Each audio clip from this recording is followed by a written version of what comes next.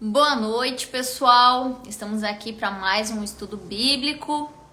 Eu espero que hoje vocês estejam me ouvindo bem. Na última sexta-feira não consegui estar junto, mas hoje estou aqui. Só vamos aguardar um pouquinho os nossos convidados entrar. Já estão aqui.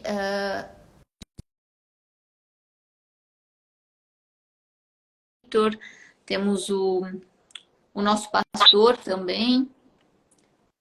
Só adicionar o Vitor aqui. Esperando o Vitor entrar. Se quiser ir comentando, o Rafael, o pessoal. Hoje meu áudio tá bom para mim, não sei como é que tá aí para você. Para mim tá bem legal. Boa noite a todos que estão nos acompanhando. A gente vai, não sei se a Camila né, já falou, a gente vai refazer o estudo da semana passada. Hoje a gente tem dois convidados, o pastor, nosso pastor, né? E o Vitor, que vai compartilhar esse estudo bem legal conosco, né? Semana passada a gente teve um pequeno problema, né, no áudio do Vitor ali, né? Muitas pessoas não conseguiam entender ali, né, as explicações dele. E como não que os outros temas não sejam, mas esse é um dos principais temas, né, para nós cristãos, que é a volta de Jesus. Então a gente resolveu ali de refazer ali a pedido, né, de várias pessoas ali que nos acompanham, porque eles querem, né, repassar para os conhecidos e é bem legal, Camila, a gente refazer esse tema que é um tema maravilhoso, né, a volta de Cristo. O Vitor já entrou aqui, só adicionar ele, daí a gente já pode iniciar. Uhum. Até o pastor ir chegando, a gente já vai fazendo ali, como sempre, né? Maravilha. Ali o Vitor. Boa noite, Vitor. Se quiser cumprimentar o pessoal aí. Noite. Boa noite, pessoal. Um prazer estar aqui mais uma vez para estudar esse tema tão maravilhoso. Já falei, pastor, o pastor daqui a pouco está por aí dando uma boa noite para a gente dar um Maravilha. convite para ele. Se um de vocês quiser fazer oração, para a gente já ir começando, eu acho que já dá para a gente ir começando, falando um pouquinho até o pastor entrar ali, tá bom? Posso fazer a inicial, daí o Vitor qualquer coisa faz a final ali, tá bom? Então vamos lá, vocês que puderem, feche os teus olhos e vamos orar. Querido e bom Deus, eterno Pai, primeiramente, Pai, a gente quer te agradecer pelo dom da vida que o Senhor concede a cada um de nós. Queremos, Pai, te pedir nesse momento, Pai, o auxílio do teu Santo Espírito, que ele seja nosso professor. Que tudo que for falado aqui, Pai, seja para a honra, para a glória do teu santo nome. E que todo o conhecimento aqui exposto, Pai, cada pessoa que receber, eles possam absorver e também levar esse conhecimento adiante para os seus amigos, familiares, Pai, para todas aquelas pessoas que ainda não te conhecem. Te pedimos, Pai, tudo isso, sabemos que não somos merecedores, te pedimos em nome do nosso Senhor Jesus. Amém. Amém. Então hoje, Amém. pessoal, nós vamos falar um pouquinho sobre a volta de Jesus. É um dos meus temas favoritos da Bíblia. Eu gosto muito de estudar, porque Jesus, ele veio aqui, morreu por cada um de nós já fizemos esse estudo. E agora ele quer voltar para nos salvar, para buscar aqueles que o esperam, que o aguardam e que o amam e, por consequência, lhe obedecem.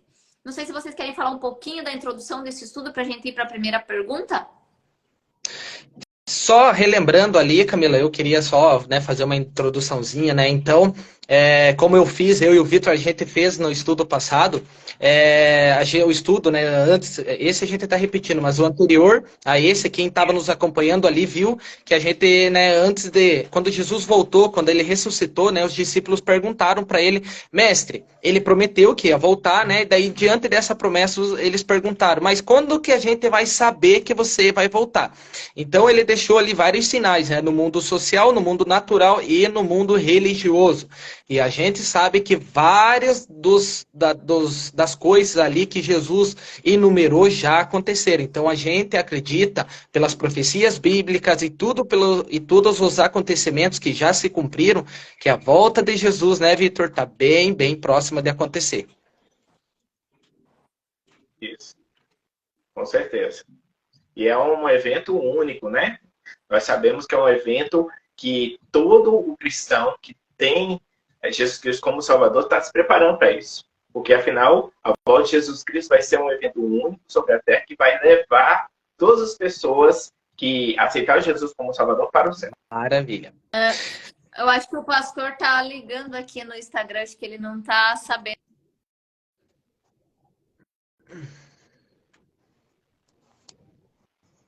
É, que pra mim também apareceu. Deixa eu ver. Qualquer coisa, se você Não conseguir ver apareceu. o Instagram dele, que daí eu mando aqui o convite. Deixa eu ver. Ah, eu vou mandar aqui pra você, Camila. É aqui, ó. É esse aqui, ó. Deixa eu quero ver. Desculpa aí, pessoal, só um pouquinho, a gente só vai aceitar o pastoreio e a gente já dá sequência. Ó, eu mandei no chat e ver se você consegue. Não sei se você vai conseguir enviar um convite. É assim que tá aqui pra mim. Deixa eu ver aqui.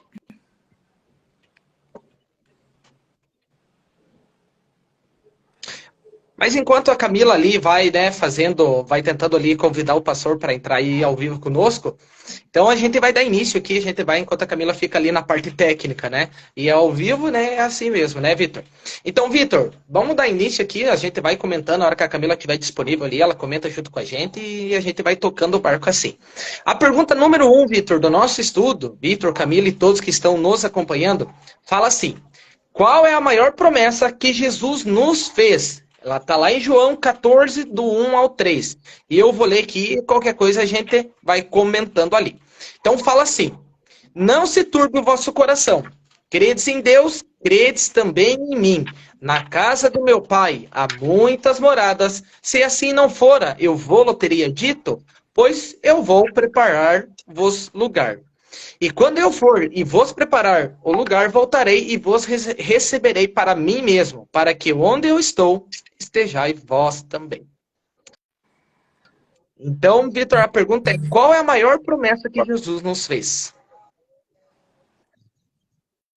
A maior promessa que Jesus nos fez foi a promessa do seu retorno. Afinal, tudo isso faz parte do plano da redenção que a gente estudou numa lição bem anterior. Jesus, ele formulou um plano antes mesmo do pecado, e quando o pecado entrou no mundo, ele entrou com a execução do plano. E esse plano é simplesmente o plano de resgate dos seus filhos por meio do seu sangue e, através desse sangue, purificar os seus filhos dos seus pecados e, finalmente, voltar essa terra para eliminar todo o pecado. Ou seja, todo o pecado será eliminado por meio da volta de Jesus Cristo. E haverá, então, o julgamento final, e aí o pastor pode comentar aí também, que agora acabou de entrar, para poder nos dar o vislumbre. A primeira pergunta, pastor, que nós estamos falando aqui, é: qual é a maior promessa que Jesus nos fez? E isso está baseado no livro de João, o Evangelho de João 14, 1 a 3. A maior promessa, talvez, seja o versículo mais conhecido e um dos mais amados da Bíblia, né?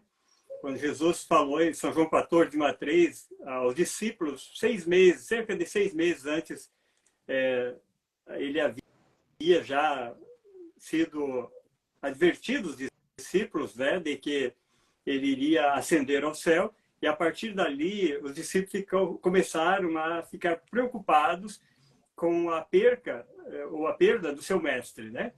E nesse momento final da sua semana final ali, então ele faz essa promessa ali, né? Não se turbe o vosso coração.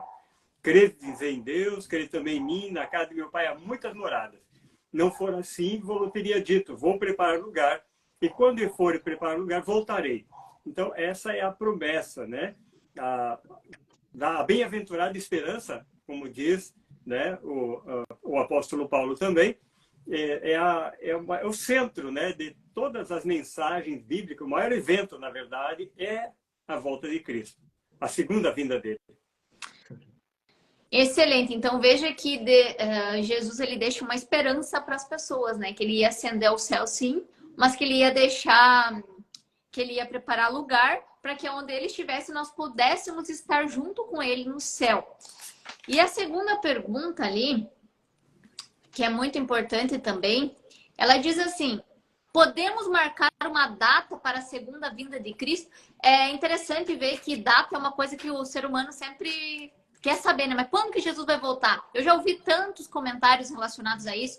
Já ouvi gente dizendo assim: desde que a minha avó era viva, eu escutava que Jesus ia voltar e ele nunca voltou, Jesus não vai voltar. Ou outras pessoas falam assim: lá na frente, quando eu for mais velho um pouquinho, né, eu vou aproveitar minha juventude, quando eu for mais velho um pouquinho, aí eu me preparo para a volta de Cristo. Mas será que a gente sabe de fato quando que Jesus vai voltar? Que dia é? Qual é a data? E essa resposta está em Mateus 24:36, Rafael. Se você quiser ler, para daí o Vitor e o pastor comentarem. Maravilha. Então o texto fala assim: mas a respeito daquele dia e hora, ninguém sabe, nem os anjos do céu, nem o Filho, senão o Pai. Querem comentar, por favor? Pronto. Sim, nós temos aí a promessa, no caso, a advertência, né, que ninguém sabe nem o dia, nem a hora. Muitas pessoas acusam os adventistas de terem marcado uma data para a volta de Jesus em 1844, 22 de outubro de 1844. Lembrando que nem existia a igreja adventista, nenhum adventista existia ainda na face da terra, e que essa data foi marcada por um batista chamado Levi. Isso tudo fazia parte de uma profecia. De qualquer forma, a data não é permitida marcar. Por quê? Porque isso só iria atrapalhar. Imagina se Cristo anunciasse o dia da volta dele. As pessoas não iriam se preparar. As pessoas deixariam para se preparar no último momento. E faria a vida dela, levaria a vida dela sem nenhum preparo. E no último momento, não. Jesus Cristo vai voltar daqui a uma semana, vamos nos preparar porque queremos ir para o céu. E o preparo não seria por amor, seria por interesse ao céu, interesse às coisas, ou então medo da punição. Então, assim, não se pode marcar data. A data não foi deixada para nós por uma questão de sabedoria de Deus, para que nosso preparo fosse por amor e não por interesse. Pode falar. Realmente, depois quando Cristo falou em Mateus 24 que a volta dele não seria dessa ou desta forma, daquela, no interior da casa, no deserto, qualquer outro lugar, mas que seria, como foi dito no estudo anterior, ele apareceria no céu visível e as nações se lamentariam vendo o Filho do Homem vindo sobre a nuvem do céu, né? E o encontro, diz o apóstolo, o encontro com Cristo seria nos ares, tanto mortos justos como vivos justos, num abrir e fechar de olhos serão transformados e encontrarão Cristo nos ares. Então, a partir desse texto, em Mateus 24, 30, 31, ali, que fala, então, de como ele viria, e não em qualquer lugar, aqui ou acolá, invisível, arrebatamento secreto, que não tem nenhum texto na Bíblia que fale disso, né? Então, as parábolas, todas elas indicam que o servo prudente, ele não sabe, nem os imprudentes, eles não sabem dia e hora.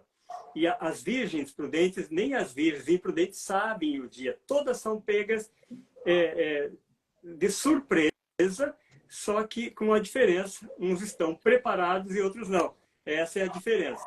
Estar preparado para qualquer momento e aqueles que não estão preparados. Mas ambos os grupos, tanto os salvos como perdidos, que são ilustrados nas parábolas do servo prudente, o servo imprudente, seja das virgens prudentes e não, todos eles são pegos de surpresa, mas a diferença é a questão de preparo, né? Então, essa é a realidade. Então, o dia e a hora fica bem claro em todos os contextos bíblicos em relação ao volta de Cristo que ele não pode ser marcado.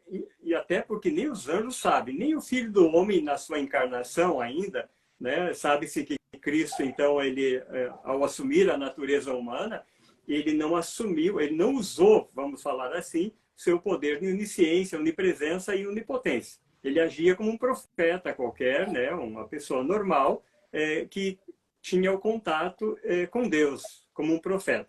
Então, nem ele, na sua encarnação, quando estava aqui ainda, antes de ascender ao céu após a ressurreição ali, ele também não sabia, né? Então, para ter uma ideia de que realmente o dia e a hora ele não pode ser marcado. Não existe nenhuma possibilidade nem na palavra de Deus, nem em escritos, né, abalizados, como conhecemos, por profecia, um profeta mais contemporâneo, não pode afirmar algo assim, uma data para a volta de Cristo. Só o já e não ainda. Ele está perto, mas não é amanhã, né? Ele pode ser amanhã como não pode, né? Não se projeta para muito longe, mas também não para muito perto. É esse jogo do já e não ainda, que é o jogo teológico bíblico em relação à volta de Cristo. Acho bem interessante, porque daí ficaria fácil, né? Se nós soubéssemos quando Jesus ia voltar, aí dava realmente, aí deixar para me preparar mais perto, né, pastor? Eu não precisava tentar viver uma vida da melhor forma possível enquanto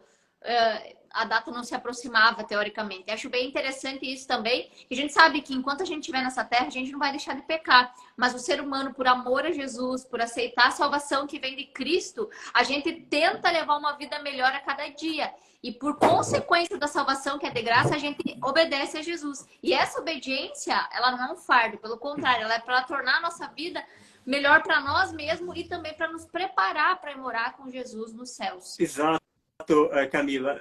Percebe-se que todo o conjunto bíblico, ele não está preparando pessoas, ele não está, o foco não é entrar ou ficar, entrar no céu ou não.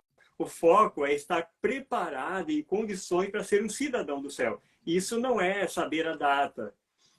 Então, é um processo de longo prazo, de uma vida inteira nessa terra, dentro do contexto do plano de Deus para a nossa vida. Então, é um processo de construção do caráter. É como entrar numa escola no pré e vai ascendendo, né, a chegar à primeira série, segunda, terceira e quarta. Então, para chegar então à universidade. Então, esse processo é que Deus espera que nós façamos. Sem esse processo, mesmo que nós soubéssemos a data de Jesus voltar, a volta de Cristo, nós não estaríamos em condições e preparo, porque ele requer um processo de uma vida inteira dentro do tempo que Deus determinou para que vivêssemos na Terra. Excelente. Quer fazer a próxima pergunta para nós, Rafael, por favor? Vou fazer sim. Vamos lá, então. Então, a pergunta número 3, então, ali só para resumir, né, que todo mundo comentou ali, a pergunta número 2, né, podemos marcar uma data e uma hora para a volta de Jesus? Então, várias explicações do pastor, do Vitor e a complementação da Camila, e a gente sabe que não podemos e não tem data marcada. A pergunta número 3 fala assim, como Jesus virá? Então, de que maneira que ele vai vir? Como o pastor mesmo já deu um spoilerzinho ali na resposta da pergunta passada ali. Como Jesus virá? Ele virá de forma que só algumas pessoas vão ver? Vai vir de forma secreta? Vai vir em espírito? Como que vai ser essa vinda de Jesus? Então, olha lá, a gente tem 3 textos, Camila. Eu posso ler o primeiro e você lê o segundo e o terceiro, pode ser? Então, tem os textos são Mateus 24, 30 e 31, Apocalipse 1, 7... e Atos 1:11. Então eu vou ler o primeiro ali, Camila, e você lê os 2, e daí o Vitor e o pastor, se puderem, por gentileza, comentarem para nós de como vai ser essa vinda de Jesus. Então Mateus do 24, 30, 31 fala assim, então aparecerá no céu o sinal do Filho do Homem. Todos os povos da terra se lamentarão e verão o Filho do Homem vindo sobre as nuvens do céu, com poder e muita glória. E ele enviará os seus anjos com grande clangor de trombetas, os quais reunirão os seus escolhidos dos 4 ventos, de uma a outra extremidade dos céus. Apocalipse 1:7 diz assim, eis que vem com as nuvens, e todo olho o verá, até quantos os transpassaram, e todas as tribos da terra se lamentarão sobre ele, certamente. Amém. E Atos dos Apóstolos 1:11. E lhes disseram, varões galileus, por que estáis olhando para as alturas? Esse Jesus que dentre vós foi assunto ao céu, virá do modo como viste subir. Se vocês quiserem comentar, por favor. Então, assim, nós vemos no texto que há muitos elementos sobre a volta de Jesus. Elementos que demonstram claramente que Jesus voltará de maneira visível. Haverá barulho, haverá um som, haverá muita luz, que ele virá em glória, haverá milhões e milhões de anjos que ele virá acompanhar.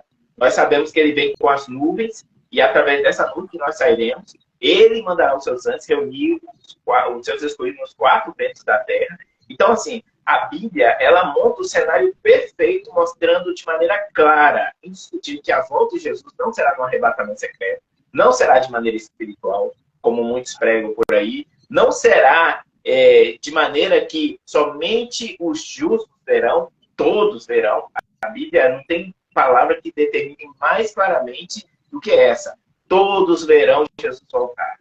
Toda a terra se lamentará, esse que vem com as nuvens e todo olho verá. Então, quem tiver olho vai ver a volta de Jesus. E quem for cego também vai ver. Então, todos nós veremos a volta de Jesus. E Jesus voltará. E quando ele voltará de maneira visível, para que todo o povo Mais veja. o Salmo 50, Pode complementando aí, Vitor. O Salmo 50, verso 3, diz: vem o Senhor e não guarda silêncio. Em referência à segunda vinda dele, né? Então, como já foi comentado, não tem uma terceira vinda no sentido de um reino milenar de Cristo na Terra. Não existe isso na Bíblia. A Bíblia ela foi escrita para ser a resposta final das nossas perguntas, não algo que nós podemos interpretar, criar pontes, enfim, ali para aquilo que nós cremos. Não é assim diz o teólogo, assim diz a igreja, assim diz o pastor. Não é assim diz o Senhor. Está escrito. Nós entramos com a pergunta, a Bíblia já está pronta com a resposta. Seguindo esse método, porque daí o método é Deus falando e não a igreja, ou o teólogo, ou o pastor, ou quem seja quem for, nós estamos aí, sim, tratando a Bíblia como palavra de Deus. No momento que eu crio ideias de um arrebatamento secreto, de um reino milenar de Cristo, que não está escrito na Bíblia, aí assim diz o teólogo, assim diz o irmão, assim diz a igreja. E não é assim diz o Senhor. A própria Bíblia se refere a ela mesma assim. Está escrito. O próprio Jesus ele não falava de algo à parte do conhecimento escrito da palavra, né? O próprio Espírito Santo prometido por Jesus não vai falar dele mesmo, vai falar tudo o que tiver ouvido de mim, disse Jesus. Ou seja, a revelação na palavra a respeito de como Deus trabalha. Então, a terceira vinda de Cristo já é o juízo final. Não existe algo assim, né?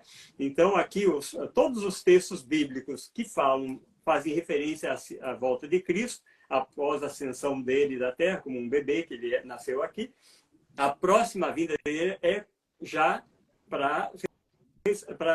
ou seja, para receber os escolhidos nas nuvens do céu. Então, e ele não vem em silêncio. Todos os textos é com muita glória, com muita luz, né? É um show, né? Como Jesus ele adquiriu todo o poder no céu e na terra, então ele readquiriu a sua omnipresença. Ele vai voltar em todos os ângulos da terra, né? Na circunferência da terra. Então, essa é a realidade, né? Então, ele será visível, né? Como foi dito ali, né? Os anjos mesmo confirmaram, assim como vocês viram ele. Ele subiu, ele estava conversando com vocês, subiu, e eles viram a última visão deles nas nuvens do céu, será dessa forma, né? Visível, corpóreo, né? Palpável, né? Como Tomé tocou nas suas mãos, no seu lado, ferido pela lança. Excelente. Você quer fazer um breve fechamento e fazer a próxima pergunta, por favor?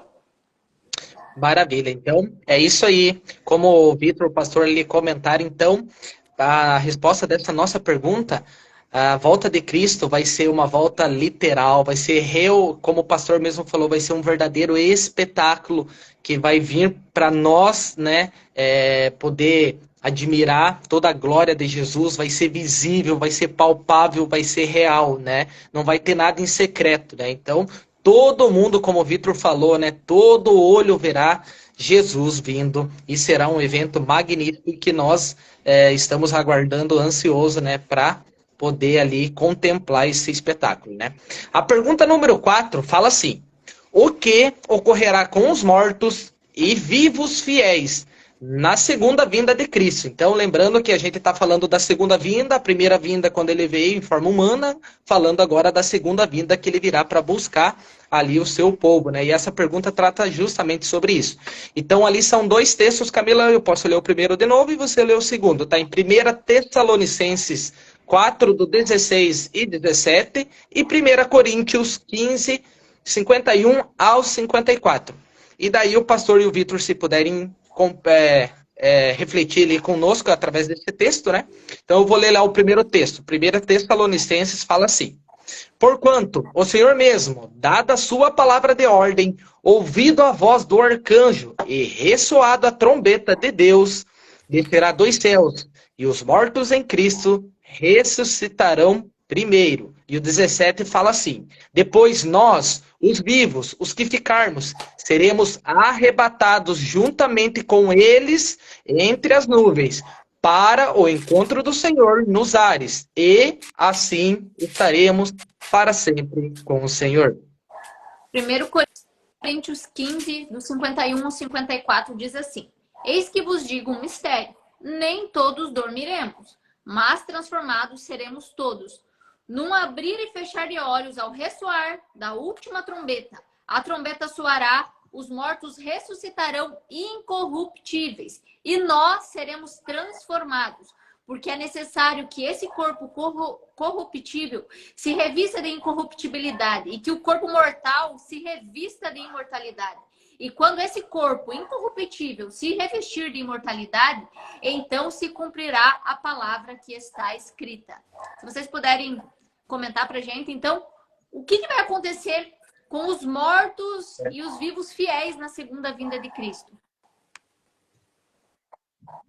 É interessante que Paulo usa essa conjugação, né? Mostrando nos dois textos palavras claras de que o Senhor virá de modo visível, mas não somente ele virá, mas também ele fará coisas que fazem parte da segunda. Por exemplo, nossa transformação e a ressurreição dos mortos. Tudo isso faz parte dessa segunda vinda de Jesus Cristo. É interessante notar que Paulo diz, é necessário que esse corpo seja transformado. Por quê? Porque é necessário que o corruptível seja revestido de incorruptibilidade e o mortal de imortalidade. Porque Jesus virá em glória. E essa glória, ela é muito mais potente do que muitas bombas atômicas. De tal maneira que, se não houvesse essa transformação, nós seríamos fulminados. Não resistiríamos à presença de Jesus Cristo de maneira tão gloriosa, assim como os ímpios não resistirão. Por isso, é necessária a transformação de um corpo corruptível e incorruptível, de um corpo mortal e imortal, para que possamos subsistir nesse dia vendo o Senhor. E assim, ser transformados por Ele e sair desse mundo com esse corpo glorificado que ocorrerá por ocasião da volta de Jesus. Pode complementar. Realmente, nós percebemos que todas as vezes, Vitor, né, em que as pessoas tiveram uma visão de Deus, tanto Moisés, ele disse, ele pediu que ele queria ver a glória de Deus, né, lá no Êxodo, ali, né, aliás, ele estava, e Deus, ele disse, não, ninguém pode ver o meu rosto e continuar vivo, né? E aí Moisés, mas Deus, na sua misericórdia, ele permitiu. Então ele disse, não, eu vou passar diante de você toda a minha glória. Você vai entrar numa fenda da rocha e eu vou cobrir você com a minha mão. E depois que eu passar, eu vou tirar, assim eu vou passando, eu vou tirar minha mão e você vai me ver. E ele viu pelas costas. E esse olhar da divindade pelas costas fez com que o rosto de Moisés brilhasse tanto que o povo, aos milhares que assistiam ele voltando do monte, não conseguiam olhar para o rosto dele. Eles pediram para ele cobrir o rosto com um véu, né, tipo um mosquiteiro, assim, né, para quebrar um pouco a luz ali da glória que ele estava vendo. Então, ele não viu Deus de frente. E em todas as ocasiões em que, mesmo o profeta Nadab e Abiú, os dois filhos de Arão, que eles entraram de maneira incorreta, né, com fogo estranho, ou seja, eles fizeram de maneira errada, mesmo sabendo, eles fizeram do jeito deles, o fogo de Deus consumiu eles. Não fisicamente, eles tanto que foram arrastados pela roupa para fora do santuário, né? Mas o fogo da glória de Deus é consumidor da vida, né? Então, a pessoa não pode ver sem essa transformação, né? Então, essa é a realidade, né? Então, é preciso que haja uma mudança também. Tem uma parte que o ser humano deve fazer. Na transformação do caráter, entra a ação humana com o poder da graça de Cristo. Mas para habitar na luz inacessível, lá diante do trono de Deus, onde é a luz inacessível, né? Diante dos anjos, diante dos serafins, somente com aquele toque final, vamos falar assim, no abrir e fechar de olhos, nós seremos transformados e assim poderemos ascender ao encontro de Cristo na sua glória, nos ares, e estarmos para sempre com o Senhor. Maravilhoso isso, né? Eu acho incrível saber que a gente vai ser transformado fisicamente também, como o pastor acabou de falar. Então, a gente vai... muito bonito aquele texto que fala que o nosso corpo, que é mortal, vai se cobrir de imortalidade e vai se tornar incorruptível. Então, nós vamos voltar à estatura original, como nós fomos criados lá no Éden, antes do pecado, né? Que é aquele toque final, como que o pastor falou. E a pergunta, mas lembre-se que essa é as pessoas que são os escolhidos. E quando fala escolhido, é aquele que aceitou Jesus e viveu condizente com essa aceitação aqui na Terra. As pessoas que foram salvas, sim, elas serão transformadas, né? A parte física delas será transformada. E agora a pergunta número 5 diz assim: o que ocorrerá com os vivos que não se prepararam? A gente estava falando dos que estavam preparados. Os que estavam preparados vão ser transformados fisicamente também para morar com Cristo no céu. E os que não se prepararam para a segunda vinda? O que vai acontecer? Você leu o primeiro texto ali, eu leio o Tessalonicenses, Rafael. O Rafael vai ler ali Apocalipse 6, 15, 17, 9, 6, e eu leio o segundo Tessalonicenses 2, 8. Maravilha. Então fala assim, o Apocalipse 6, de 15 a 17, fala assim: os reis da terra, os grandes, os comandantes, os ricos, os poderosos, e todo escravo e todo livre, se esconderão nas cavernas e nos penhascos dos montes. E disseram-lhe aos montes e os rochedos: cai sobre nós e escondei-nos da face daquele que se assenta no trono e da ira do Cordeiro, porque chegou o grande dia da ira deles. E quem é que pode ter-se? E Apocalipse 9:6 fala assim: naqueles dias os homens buscarão a morte e não a acharão. Também terão ardente desejo de morrer, mas a morte fugirá deles. E o último texto está em 2 Tessalonicenses 2:8 e diz assim: então será de fato revelado o ímpio, o iníquo, a quem o Senhor Jesus matará com o sopro da sua boca e o destruirá pela manifestação de sua vinda. Vocês querem comentar para a gente um pouquinho esses textos? O que vai acontecer com os vivos que não se prepararam? Uma frase que me chama a atenção aqui, Camila, é o seguinte: quem exclui as pessoas do céu é a própria a incondição, né? A pessoa não está preparada. Pode ver que as próprias pessoas buscarão a morte e buscarão esconder-se nos montes, nas cavernas, e pedirão que eles sobrem sobre eles, né? Então, quem vai excluir as pessoas do céu serão as próprias pessoas.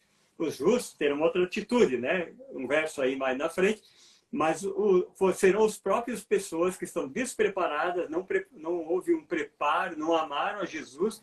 Jesus vai chegar como um estranho. Aqui é fácil dizer que ama Jesus. Mas quando nós entrarmos e sabermos, percebemos, e a glória de Deus começar a brilhar, com milhões de formas aladas chegando, anjos, né? Toda essa glória, muito mais que um show de virada de ano, né? De show de luzes, as pessoas vão correr, vão se esconder. E é muito comum. Hoje acontece, qualquer sinal, o pessoal fica atemorizado.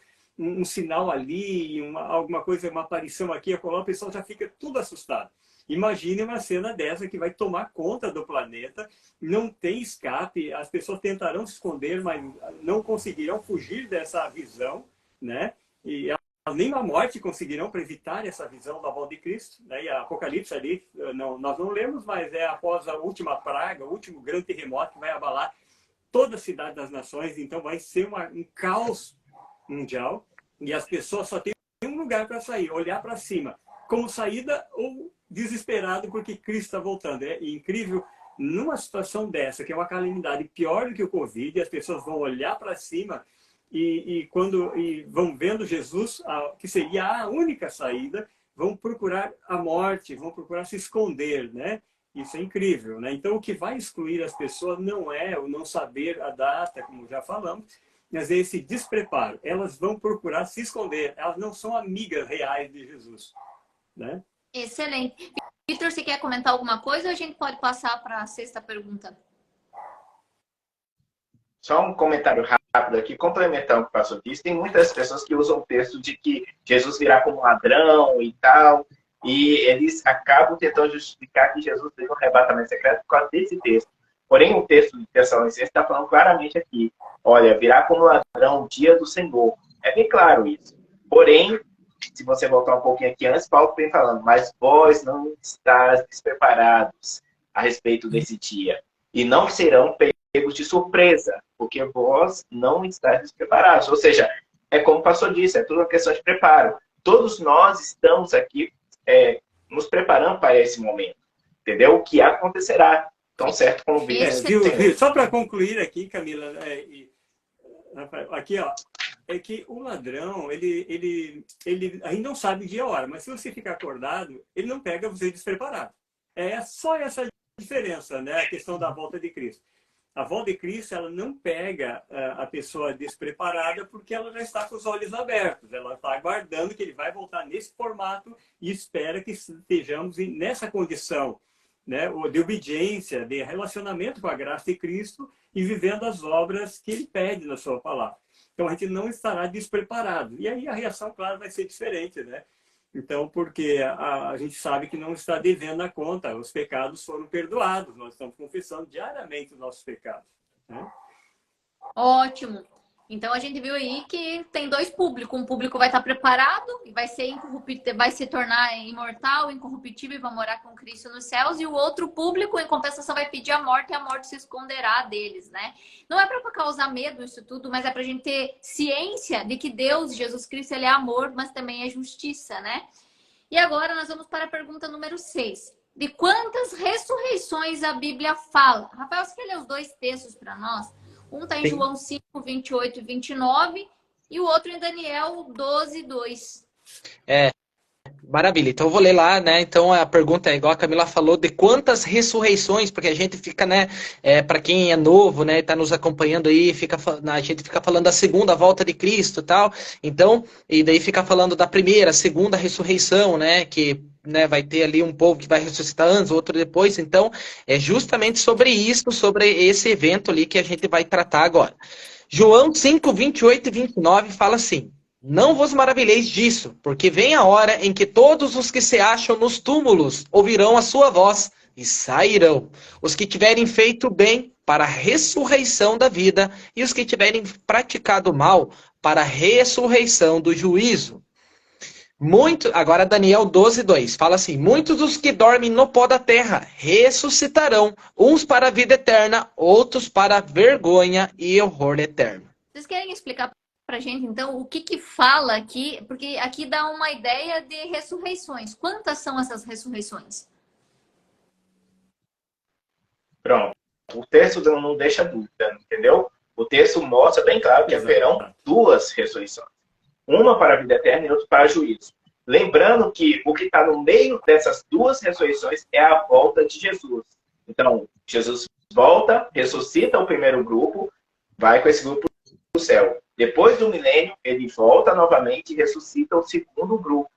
De qualquer forma, todos os que morreram serão ressuscitados. A questão é, qual é o grupo que serão ressuscitados? No primeiro ou no segundo grupo? Então, essa é a grande questão.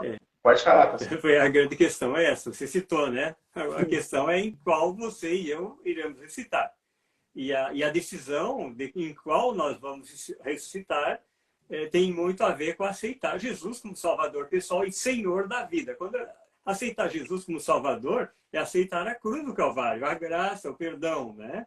Só que Efésios 2 diz que quando a gente é aceito por Jesus, nós somos recriados, uma nova criatura para as boas obras, as quais de antemão foram feitas, né, para que andássemos nela. Aqui está a diferença, né? Então, esses dois grupos diferem porque um grupo aceita Jesus como Salvador, a fé, a graça, só pela graça, vivem na graça, né? E outros creem que Jesus, ele também, além de salvar pela graça, ele pede obediência, ele é Senhor da vida. Então, quando ele é Senhor, ele disse: não toque, não marque seu corpo. Ali a Bíblia diz: não faça isso, não faça aquilo. E isso incomoda as pessoas. Mas ele é Pai, né? O Pai corrige, o Pai orienta. Ele sabe infinitamente mais do que a gente, né? E se nós rejeitamos ele como Senhor, Salvador ele não será também. Ou é tudo ou nada. Maravilha. Excelente. Quer comentar? Pode concluir, daí já... Eu só ia concluir ali, então, né, como vocês viram, o pastor e o Vitor comentaram ali. Então, a gente vai ter duas ressurreições, né?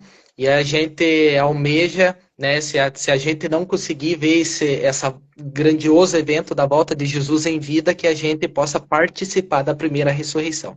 A próxima pergunta, Camila, Pastor e Vitor, vai falar assim, tá, eu ressuscitei na primeira ressurreição, eu tô entre o povo escolhido do nosso Senhor Jesus. Eu já vou direto para o céu, o que que eu vou ficar fazendo? A gente já vai morar com Deus, né? O que que a gente vai fazer logo após a gente ser ressuscitado, ou todos, né? Todo o povo ali de Jesus, de Deus, ser ressuscitado. O que que, né, os salvos ali vão ficar fazendo? A pergunta número 7 vai tratar justamente sobre isso, e ela fala assim: quanto tempo existirá entre a primeira... Ah, não, é a próxima, né, Camila? Achei que era essa. Então, esse evento aqui dessa pergunta vai falar quanto tempo entre a primeira ressurreição, que é a ressurreição ali do povo de Deus, e a segunda ressurreição, né? Vai existir algum tempo ali? O que que as pessoas vão ficar fazendo durante esse tempo ali? Então, fala assim, quanto tempo existirá entre a primeira e a segunda ressurreição? Camila está em Apocalipse 26. Diz assim, bem-aventurado e santo é aquele que tem parte na primeira ressurreição.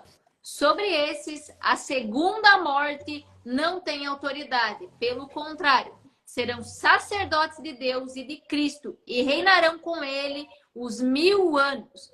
Antes de eu passar aqui para o Vitor e para o pastor, pessoal, que fique bem claro para quem está assistindo que aqui a gente está falando que vão ter 2 ressurreições, como já foi falado. A primeira ressurreição é do povo que se preparou. Quando a gente fala povo escolhido, não quer dizer que Deus está escolhendo pessoas aleatórias na Terra para se salvar, não é isso. Todo mundo tem a oportunidade de salvação. É aquelas pessoas que se prepararam, como o pastor falou ali, aquela pessoa que acreditou na graça de Jesus, aceitou a salvação, aceitou a cruz do Calvário e viveu condizente com essa graça. E agora a gente está falando aqui também, ele está falando da primeira morte, da segunda morte ali, e eu gostaria que vocês explicassem um pouquinho sobre isso também. Então, quanto tempo existirá entre a primeira e a segunda ressurreição? Pronto. A questão toda é que, primeiro, a gente tem que ir por partes. Primeiro, Jesus volta. Ele ressuscita um grupo de pessoas. Antes de ressuscitar, ele transforma. Aqueles que estão vivos serão transformados. E eles irão, juntamente com os anjos, até as nuvens. Cristo não descerá à terra, não tocará essa terra. Ele mandará os seus anjos e buscarão essas pessoas. Inclusive, meu sobrinho está até perguntando quando estava dando esse filme, como Cristo saberá quais são as pessoas? Como assim que os anjos saberão quais são as pessoas? Eu falei para ele, olha, quando você aceita Jesus como Salvador, o anjo é designado para cuidar de você. Esse anjo que vai te buscar no dia da volta de Jesus Cristo. E até no dia da ressurreição. Se você morrer, ele saberá onde você estará para poder te buscar de lá. Então, essas pessoas sobem com Cristo nas nuvens. Elas irão para o céu. E passarão 1000 anos lá. Esses 1000 anos, elas passarão julgando as pessoas que não foram. Por quê? Porque toda rebelião começou por causa de dúvida. Satanás colocou dúvida na mente dos anjos. E Cristo tem que tirar toda a dúvida para que o seu reino ele viva eternamente sem nenhuma dúvida. E qual é a dúvida que poderá surgir? Tem pessoas lá que estarão lá que você não esperava estar. E tem pessoas que não estarão que você esperava estar. Então, essa dúvida tem que ser tirada da sua mente. Aí você vai poder abrir os livros do juízo dessa pessoa, os livros da vida dessa pessoa, das boas obras, das más obras, do livro da vida, para poder verificar com eficácia o juízo de Deus. Agora, eu também tenho uma outra teoria. Isso é uma teoria minha, ok? Não é uma coisa bíblica, mas é uma teoria que eu acho que é bastante lógica. Vocês sabem que nós seremos transformados. Teremos um corpo novo. E participaremos de uma realidade totalmente nova. Isso quer dizer que esse período de 1000 anos também servirá para nós nos adaptarmos a essa nova realidade, a esse novo corpo. Porque, de fato, será um novo corpo e uma nova realidade. E tudo isso fará parte desses 1000 anos, entendeu? Tanto o julgamento quanto essa questão também da adaptação. Então, haverá um período de 1000 anos entre a primeira e a segunda ressurreição. Bom, pastor, pode não, achei engraçado, é interessante a sua colocação, diz que é uma teoria sua, mas faz muito sentido, né? Por quê?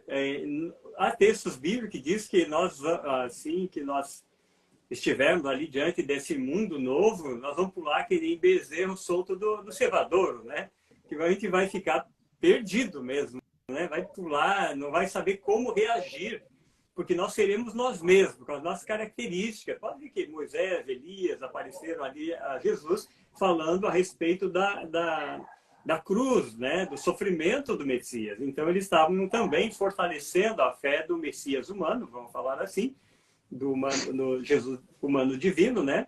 Mas que agia somente como humano, para ele ir. Então, notem que eles tinham estado já há tempo no céu, então eles entenderam a situação deles, né, em relação a Jesus e tal, mas nós vamos chegar assim, simplesmente a gente vai estar procurando todo mundo, a gente vai estar numa loucura, querendo saber onde é que está Abraão, onde é que está Isaac, onde é que está Moisés, enfim, onde é que está o meu irmão, meu parente, meu amigo irmão de igreja, vai ser uma loucura, né? A gente vai ficar extasiado diante de coisas que nunca subiu à nossa mente, que seria o céu. Né? Lá o ouro é transparente. O que João comparou com o ouro é transparente. Né? Lá o que a gente valoriza aqui vai ser a base da rua, da cidade. Né? Os valores serão emocionais, serão o amor, a ordem. Né? Então essa seria uma realidade. Né? Então nós teremos 1000 anos, que é muito mais do que vivemos hoje, mais do que 10 vezes na média do que vivemos hoje, para se acostumar e tirar algumas dúvidas, né? Porque eu e você vamos ter algumas conversas. Jó falou, eu quero ver ele cara a cara. Esses olhos aqui, eu quero falar com ele pessoalmente, ele fala. Eu quero saber por que ele não me mata. Todas essas tragédias todas tem alguma coisa aí que eu não estou entendendo, né? Então, veja, nós vamos querer saber tudo.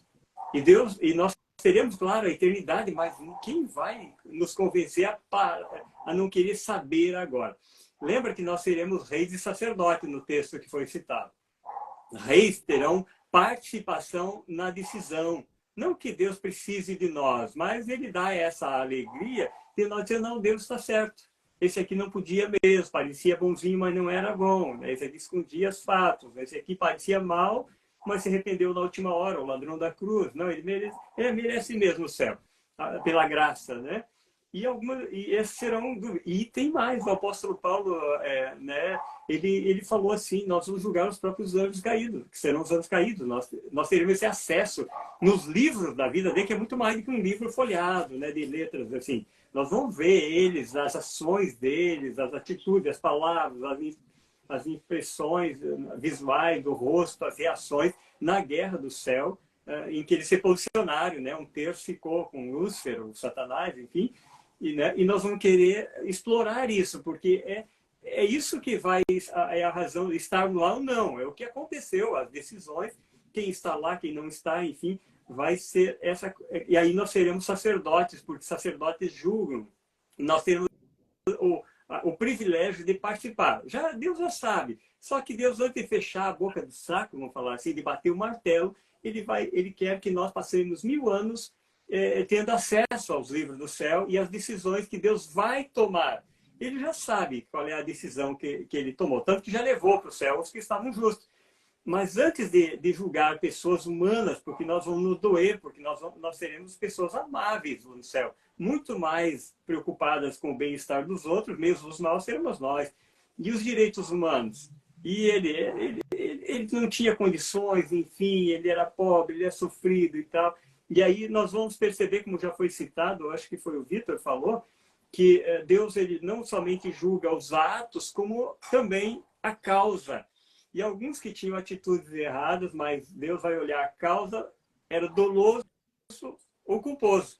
E aí fazia diferença na hora de quem vai estar no céu ou não. Não é pelas obras somente. Deus vai olhar a causa. Se a causa for pesada demais e ele não conseguiu viver à altura de outros, Deus vai, pela justiça dele, colocar no céu. Essa é a visão bíblica sobre a justiça de Deus. Deus vê a causa. E para Sansão, né? Sansão é alguém e o ladrão da cruz não merecia. E Sansão aparece o nome dele na galeria dos heróis da fé, daqueles que vão receber a coroa da vida, que eles sem nós não vão receber, então todos juntos receberão a eternidade e a imortalidade. Então, é bem interessante isso. Para vários dias estudar o assunto, né? Mas é maravilhoso, né? É isso mesmo.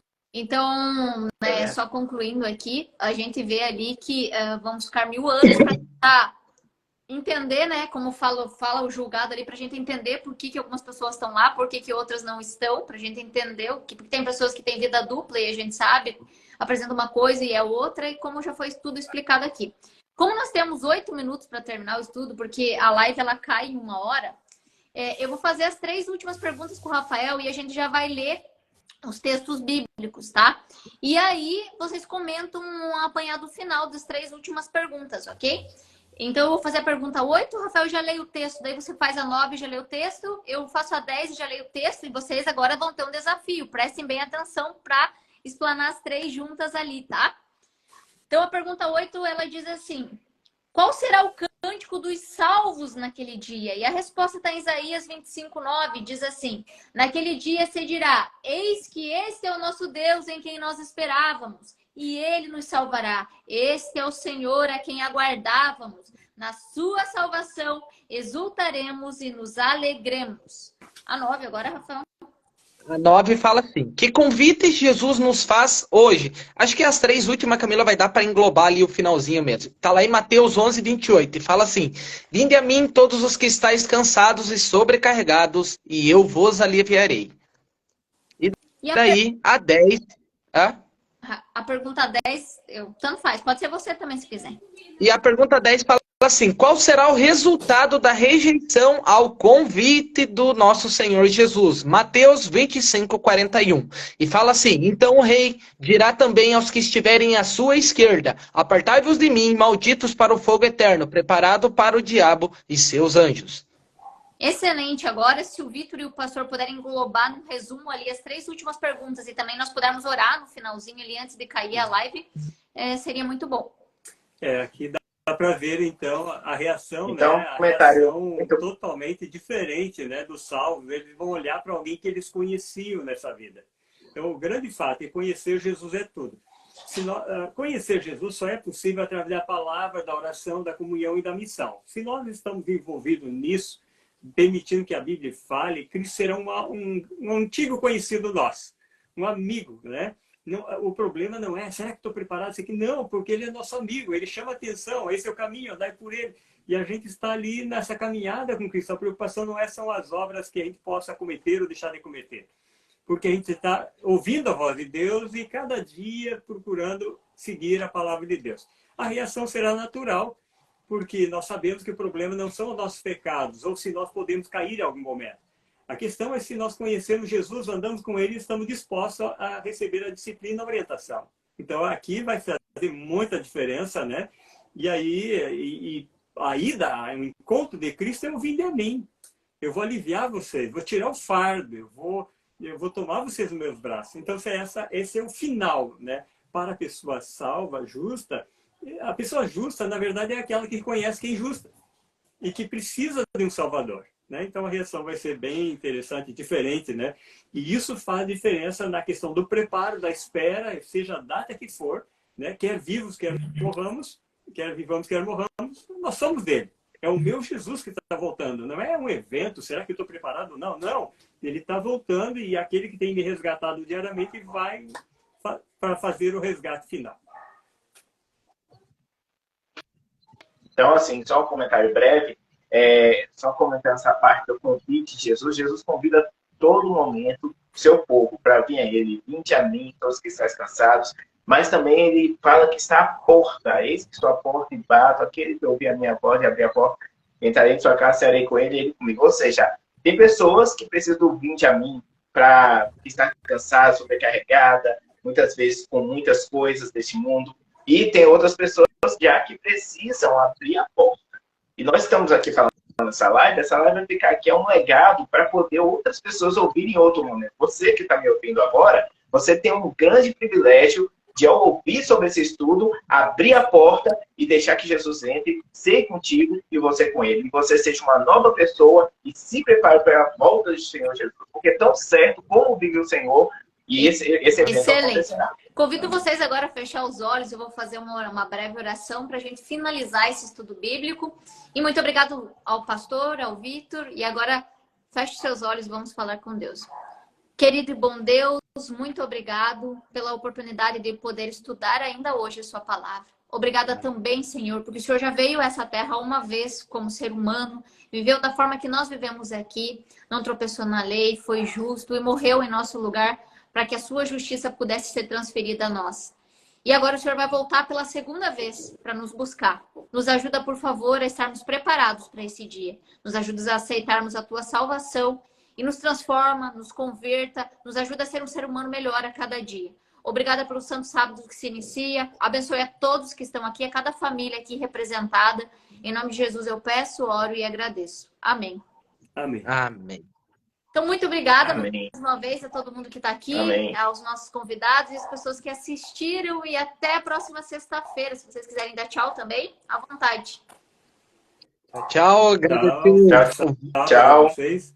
Feliz sábado, Deus agradecer abençoe. o Vitor e o Feliz pastor sábado. mais uma vez pelo tempo e por todo o conhecimento explanado aqui para nós. Um abraço, gente. Até mais. Tchau. Um abraço. Tchau, tchau.